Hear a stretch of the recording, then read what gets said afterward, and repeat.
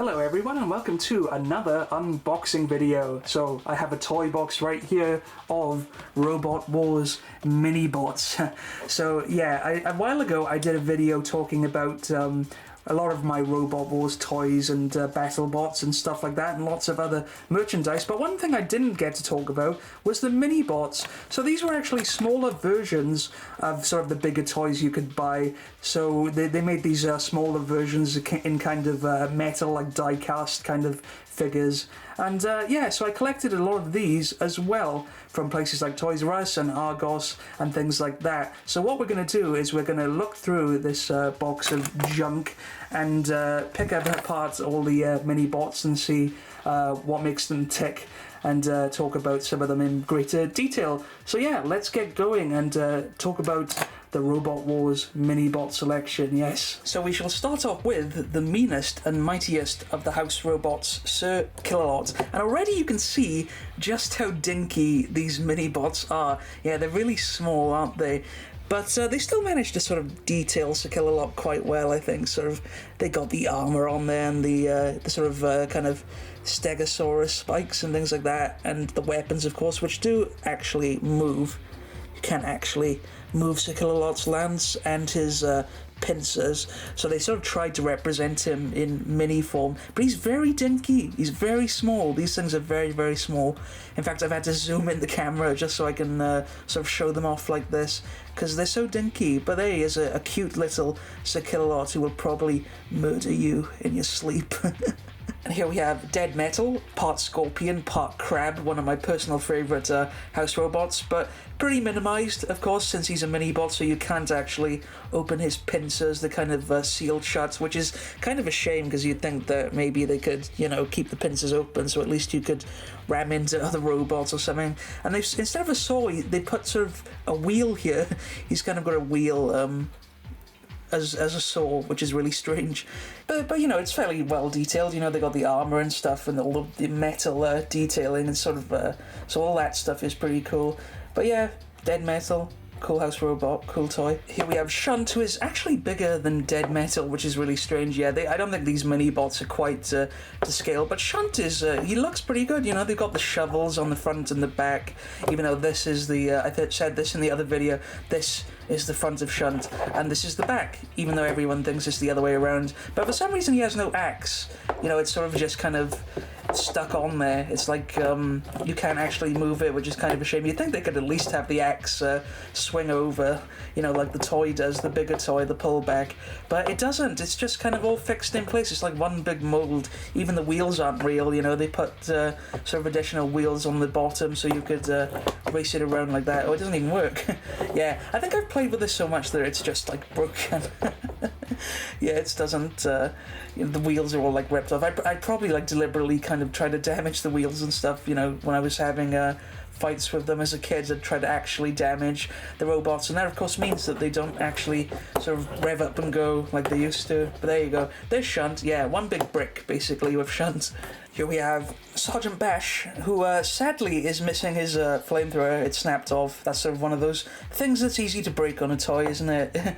The sort of flamethrower kind of tip has kind of come away. But, you know, the rest of him still looks okay. So they detailed the pincers, and he has the saw on the back. And for a mini-bot, it's fairly accurate, I would say. It's pretty...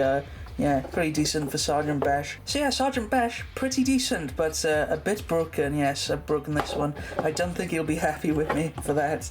Here is Matilda, and this one actually has a working weapon. So look at this, her sort of front tusks actually do lift up, if you can see here. It's really hard to move these around, they're so tiny, but yeah, you can actually lift up with the fork. So this one actually does have a working weapon, but the chainsaw on the back doesn't work, because Matilda had a chainsaw in her rear end, which is quite disturbing. Yeah, but then they replaced it with sort of a pink spinning disc. But this is the old version of Matilda, so that's what they chose to recreate in mini-bot form. But yeah, so it looks pretty good. Pretty good. They got the shell right and everything. So it's just a really dinky Matilda, and the wheels, of course, aren't real, see? So it's like you have the side wheels there that are just moulded, but the real wheels underneath. And this one, does this work? It does. That one's okay. Yeah, but she'll race off forever if I don't stop her. Yeah. So there you go. that's what they're meant to do, is pull back and go, but most of them are damaged. But yeah, there's an example of it working. And the last house robot, well, if you call him a house robot, is Refbot, of course, the robot referee, who's sort of, again, a bit basic. This is sort of his early version before he had a counter on his chest, but they got the bulldozer blades on him and things like that, and he kind of has a fire extinguisher, I guess, on the back. Kind of, just sort of basic detailing there, but the arms work, so that's one thing. The arms just kind of come up and down. Does the head move? I think no, the head does not move.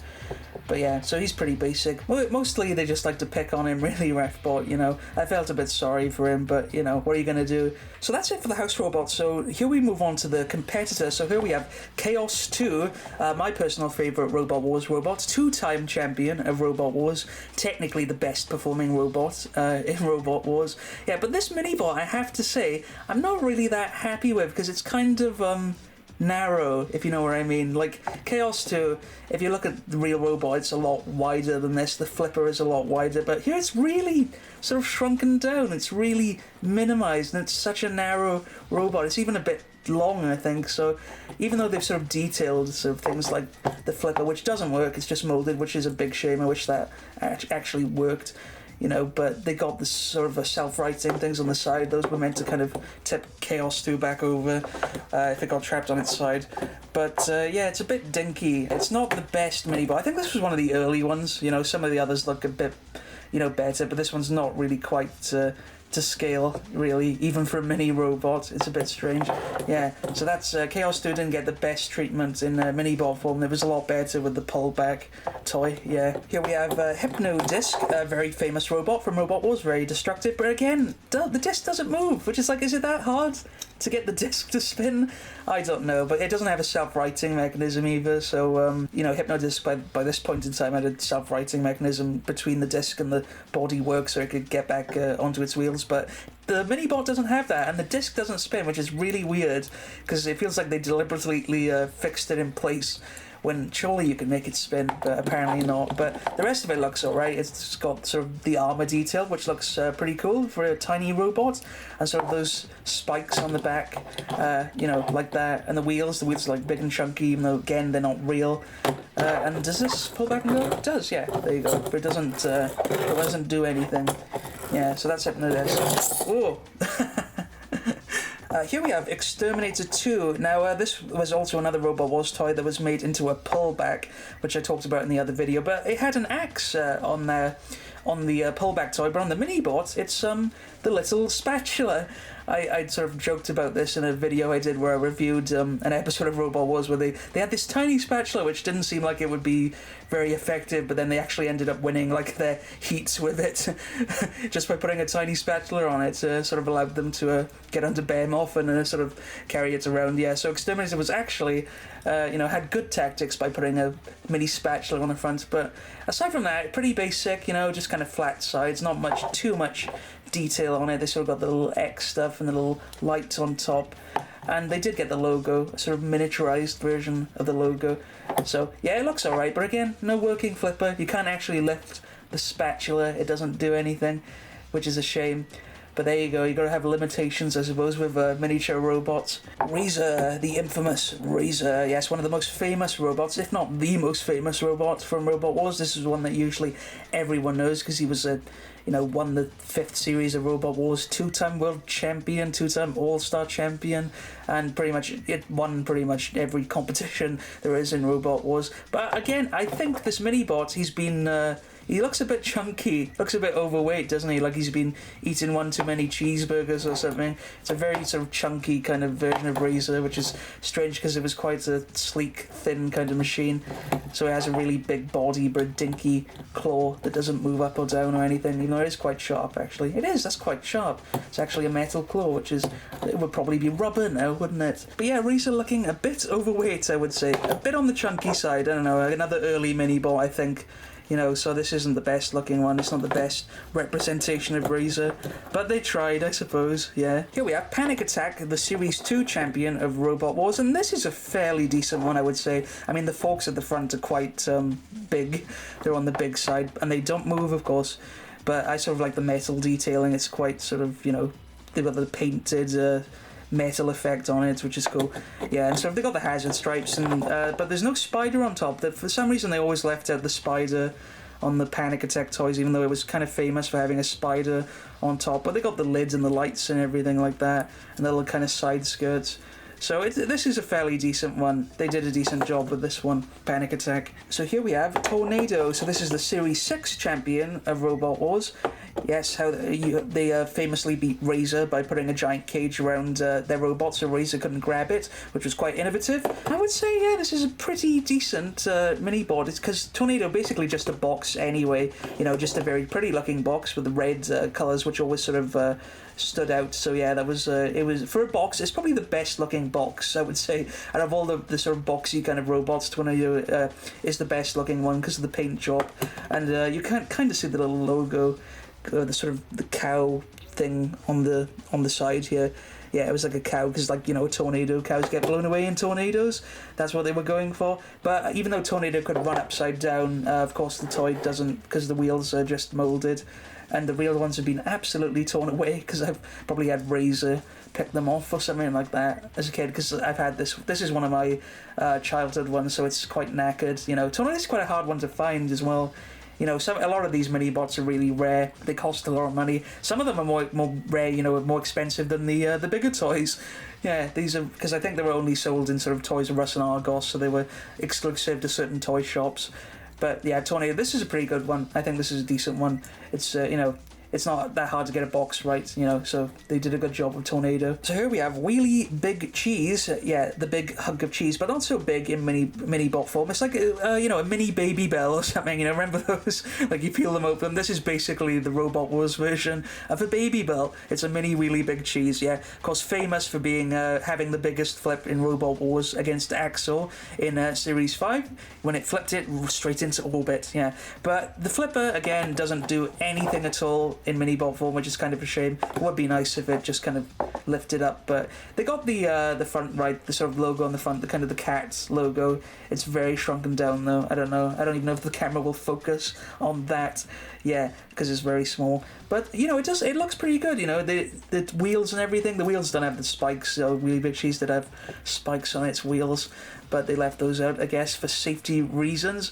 But yeah, this is decent. Color looks decent. The logo and everything. So I used to like playing with this one a lot, because even though it didn't have a flipper, you could sort of ram and get under robots with the wedge and things like that. And you just sort of have to use your imagination and do that. I suppose that's what I used to do, is that you have to imagine the weapons work and just kind of lift the robots up like that, because they don't actually work. Here we have Pussycat, which is quite an odd design in real life, and they've, you know, done a pretty good job, I would say, with the mini-bots. It doesn't have an underside, of course, which is, you know, sort of defeats the point of Pussycat, because it was meant to sort of run any way up, but here it just looks like it, you know, just the proportions look weird with the wheels underneath, because obviously the real wheels aren't actually real.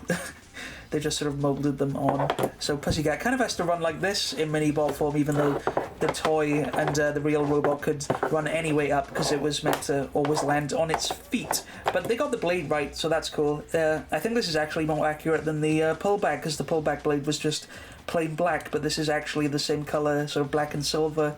So and it actually spins. So yeah, there you go, one working weapon on a mini-bot.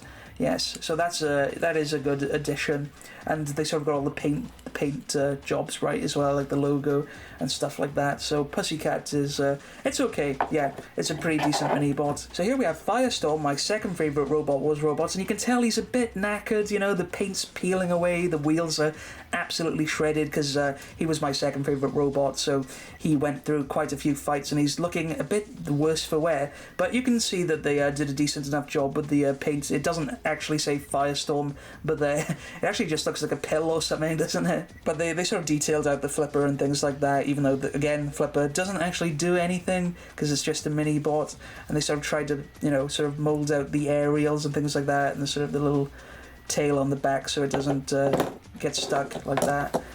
So yeah, it's a bit knackered, but and it may be a bit long, a bit narrow maybe.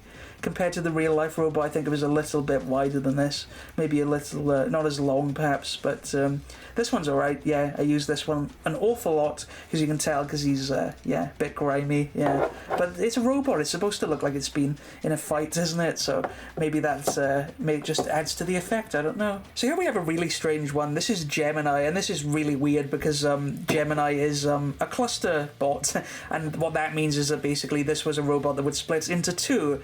So the way that would work is that sort of you would have two halves that weighed half of a complete robot. Each sort of segment would be half the weight, because obviously robots had to be under a certain weight, like sort of 100 kilos, so each half would weigh 50 kilos, so that's how you had to stay within the rules. But that way you could split your robot up into multiple parts. But on the Minibot, that isn't the case. It's all one molded thing. So Gemini is supposed to split apart, but the Minibot does not. And it's really strange. It makes you wonder why they didn't just have two identical segments that just can come apart, or maybe clip together. But instead it's all like it's one thing. So yeah, these were supposed to be two halves, but instead they're just stuck together like some sort of demented Siamese twin. It's really strange. But the flippers actually work, so that's one positive, is that you can actually lift, the flippers. You can actually use them, even though I don't know how Gemini is supposed to operate as a single entity like this. It almost be like arguing with itself over like where to go. Like, I want to go this way, I want to go this way, I want to flip this way, no, I want to flip this way. It'd be like two bickering brothers or something. But yeah, so this may be the weirdest Minibot, one of the rarest too. It's looking a bit knackered as well. Yeah, so yeah, Gemini, this is a strange Minibot, maybe the single weirdest one, definitely. So here we have Suicidal Tendencies. Now, I always liked the look of this one because it was kind of a unique tracked robot. It ran on tracks, so it could run upside down and things like that. But yeah, it doesn't. Not the case with the Minibot, because obviously they put the wheels underneath. But it does have a working weapon. It has a crusher, which they added, I think, in the last season, because Suicidal Tendencies kind of look different in every series. Like its first series, it was yellow, then it was kind of translucent, and then finally it looked like this with a claw and everything. Yeah, so they never really did that well. They sort of never got beyond the heat final, but it was always kind of an amusing robot to watch, and just it was a fun name to say, Suicidal Tendencies. A bit morbid, but yeah, it was always a fun thing to say. But yeah, I think they did a good job with this Minibot, because the claw actually works. So it's better than Razer, actually. This is the way Razer should have worked with the Minibot. And sort of they got the other details right, like the tracks and sort of the lightning bolt on the back. Yeah, and the scoop. So Suicidal Tendencies, yeah. This is a pretty spiffy Minibot, one of the better ones, I would say. Dominator II. Yeah, now this is a robot that would enjoy a lot of success in Robot Wars. In fact, it always reached the top 8. Every time they competed, they got to the top 8 and then crashed out. Yeah, so they were very consistent, but yeah, never quite went all the way, but just a very consistent robot. And surprisingly never made into a pullback toy, but they made the Minibot, and it's very, very good. So they modelled out the armour and the shape, and they got the flames right, and, even the little sort of kind of link cover on the back, that's sort of where they keep the safety link, so that they could, pull a plug out of the robot in the back to make it safe in the pits and stuff like that. And of course, the main feature of Dominator 2 was the axe, which is faithfully recreated here. So the axe actually works, which I guess you can't ask for better than that. So Dominator 2, a nice, accurate Minibot, and it's only a shame there wasn't sort of a bigger toy that worked just like this. But yeah, this is a good one, in really good condition, and yeah, I like it a lot. So Dominator 2, the dominant Minibot. So here is Plunderbird, well, Plunderbird 5 to be exact. Yeah, now Plunderbird was a very famous robot, sort of the team mainly. They were very sort of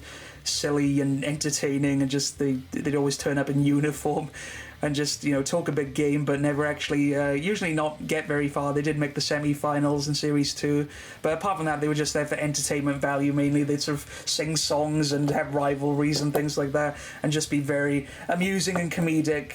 But this is the last version of their robot, Plunderbird 5, so they made a lot of versions of Plunderbird, and this one had a claw, and it does kind of move on the Minibot, but just barely. So you can just barely say has a working weapon on it, even though it doesn't really do much at all, just a little nudge. back and forth. But other than that, other than the claw being oversized as well, like this is a fairly decent mini-bot. They sort of got all the details right, and the Plunderbird sort of decals on the side and on the back too, so there you can see the Plunderbird logo. So yeah, it looks alright. It's maybe a bit narrow again, but you know, a fairly good job. And again, another one of those robots that only exists in mini-bot form for toys. They never made a bigger one, which is kind of a shame because Plunderbird was a pretty famous team. But there you go, just the mini-bot for them. Here we have Mega Moog. Now this robot is notable for actually being from where I'm from. Yeah, from the same town in Wales as me. This robot comes from, so this is all my town has to show for robotic ingenuity, I guess. But this was another fairly entertaining team. They had a rivalry with Plunderbird too. I think their most famous moment was in the 4th series of Robot Wars when they sort of had an incident with the pit. They were fighting Firestorm and both robots kind of went into the pit. So it looked like Firestorm went in first, but then it turned out the Moog had actually kind of beached itself on the pit, and the judges kind of ended up sending the Moog home because they decided that, you know, if all 4 of your wheels were off the pit, it was classed as you being in the pit or something like that. Those were sort of the rules at the time, and Firestorm just kind of scraped through that fight. But the Moog kind of changed its look a lot over, you know, the seasons of Robot Wars. So Mega Moog, I think this was like Series 5, so it sort of had a barrel shape so it could roll over. If it got flipped over, it would roll sort of back onto its wheels and things like that. It had a spike on the back and an actual working weapon again. So it had a lifting scoop and it actually works. So that's nice. So they did a good job with the Moog there, and they got the little Grim Reaper figure on the top. And strangely, there was actually they made a robot called Mini Moog as well, but this one's called Mega Moog. You'd think they'd call this one Mini Moog because it's a mini bot, but instead it's Mega Moog, so that's kind of strange. And last but not least for the mini bots, it's Wild Thing. Yeah, now Wild Thing, a fairly successful robot. You know, they sort of made the semi-finals in every series of Robot Wars. It was just one of those robots that was known for being, you know, really well driven and really resilient, so sort of it would always go the distance and get to, you know, last the full duration of each match, and it was rarely ever knocked out, you know, and really good driving and stuff like that as well. So it was always fairly successful, even though it never actually won Robot Wars. But this was the Series 5 version of Wild Thing, so they sort of they had a lifting arm originally, but then they added a disc underneath, and it actually spins. So there you go, another working mini-bot. So that's a good one to finish off on, because the disc actually spins. Yeah, even though it kind of, for me, I don't really think this was the best idea, because it kind of defeated the point of having a lifting arm. So they weren't really able to get under robots and use the wedge to sort of control them, because there's a big spinning disc in the way. So there was no real point in even having this wedge or the lifting arm, really. And I guess the self-right, I suppose, but really it was sort of more effective without the disc and when they just had the lifting arm. But you know, it's very well detailed. This is a really good looking one. So they got the flames and things like that, the red wheels, even though they're not real, of course, as you know by now. But yeah, Wild Thing, you know, looks pretty wild, I guess. Yeah, so that's a good mini-bot to finish off on, because it's, you know, pretty accurate, I would say. A very accurate mini-bot of Wild Thing. And that is the last mini-bot we have for you today. But if you think the mini-bots are dinky, then check out these. Now, these are pieces from the Robot Wars board game. So there was a Robot Wars board game way back when, which was, like, really sort of, I had no idea how to play it. The only real charm for that game was that it came with sort of a big arena. The board was like the arena, so that was actually really useful for you know, having the mini bot toys and stuff. So it just kind of became a toy, that board game, more or less. But it was like, I didn't understand the rules at all, but the pieces are absolutely tiny and very undetailed. So I think this is Chaos too, but it's so undetailed you can barely tell, because it's just a little sort of die-cast piece of metal. You can kind of see a flipper there, but it's not much you know, to speak about, because it's kind of really basic. Like Razer's like the tiniest thing ever, if you think the other one's bad. In fact, where is the other one? You know, because you can see, like, look at that, that is the mini bot, and that is the board game piece. So, like, you know, if you thought it couldn't get any tinier, it could. You can practically fit in there and get squeezed to death.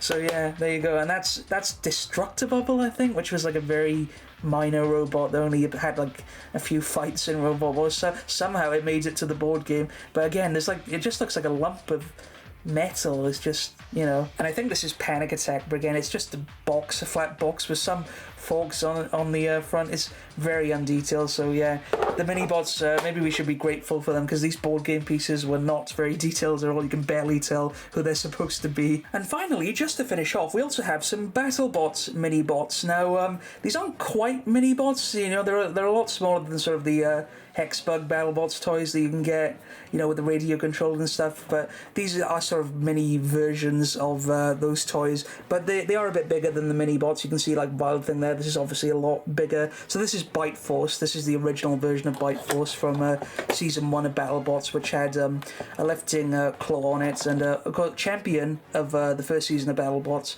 So yeah, fairly well detailed though. They got the tracks and stuff, and the forks on the front, and the lifting claw, and sort of the armor framework. So yeah, for a smaller version, it's actually pretty good and pretty detailed. So that's, you know, an okay Minibot.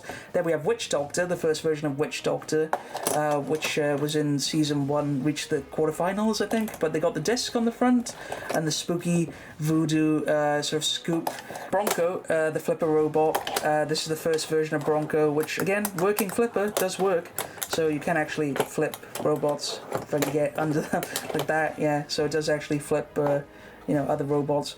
But even though it's just kind of a rectangular, you know, it's a basic shape, so I guess it makes for a good toy, yeah. And finally, of course, Tombstone, one of the most famous BattleBots robots with a deadly horizontal spinner, and it actually works. They actually found a good way to make this work, so as you roll it along, it actually moves. Look at that, see? Now that's the way the Hypno Disc Minibot should have worked. So you can actually, you know, spin the disc, even though it's just a small, tiny robot. It doesn't actually do anything. Won't actually tear Bronco apart for flipping it. But yeah, that's a good idea. See, that's the type of thing I would have liked to see with the Minibots, where, you know, by moving them, maybe you can move the weapon, or just have it be, you know, a kind of flicky thing with your finger, like that. You know, that's the type of thing, the way the Minibots should have gone, I think, instead of just being as basic as they were, you know. But yeah, there we go, there's a cool example of how toys can advance. So those are the BattleBots kind of mini versions, yeah, so those are pretty cool. And in case you're wondering where I'm filming this, it is in the actual miniature Minibots arena. Yeah, so they actually put out a playset for the Minibots, and this was maybe the coolest thing about the Minibot kind of range, is that you could actually fight with them in an arena, because they didn't make one for the pullbacks, which is a shame.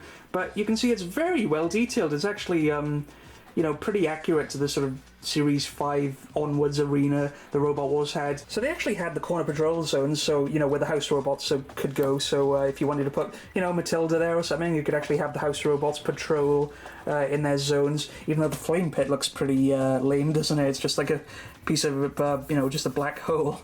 You know, it just looks like a pit, but even though the thing actually has a pit, so you can see the pit there. And what there is actually a little switch on the side here where, look at that, the pit opens into a dark, dusty hole. So, you know, if you want to just have a robot be pushed into the pit, that is easy to do. So you could just, you know, have the pit, which is, of course, the best Robot Wars hazard by far, definitely. You've always got to have a pit, something for robots to fall into. They also had the flipper, so this was the flipper, and this works as well, so there's a nice little switch here that activates the flipper, but that's no fun, is it? You want to actually flip something. So what can we flip?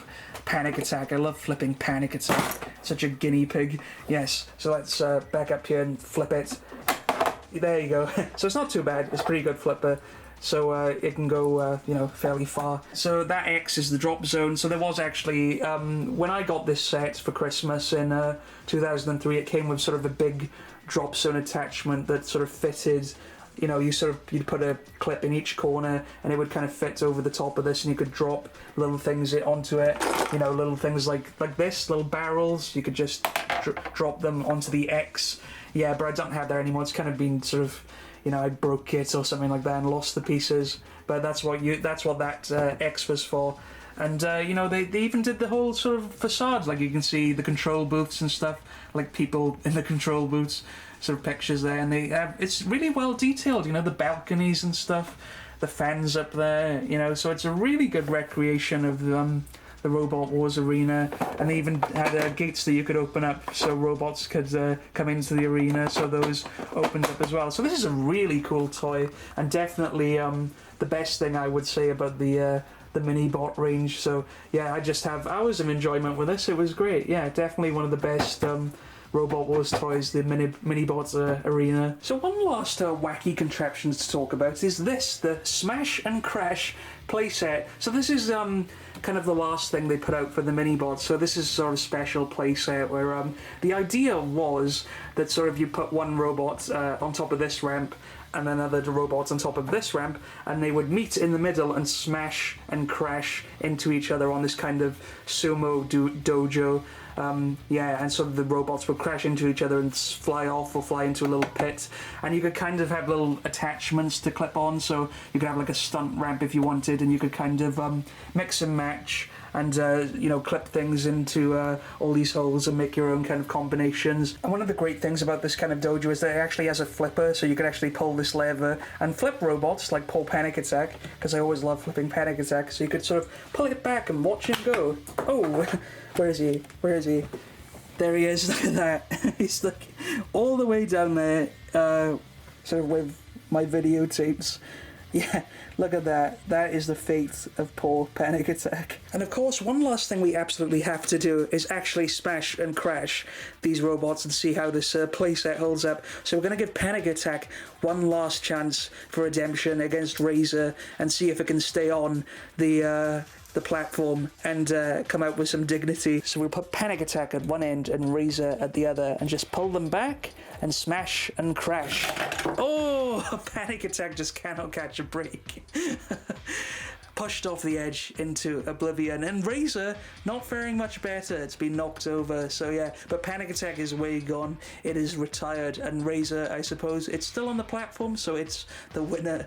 So yes, so that is that was hours of fun. That was the Smash and Crash set, just smashing robots into each other. What genius came up with that? That's definitely, you deserve an award for a toy like this. Great stuff. So yes, there you have it, Robot Wars Minibots, some of the teeniest, tiniest toys you'll ever see. Yeah, but it's a lot of fun to look back on some of the smaller robots in the Robot Wars range. But yeah, I hope you enjoyed the video. So if you did, please like and subscribe and all that guff.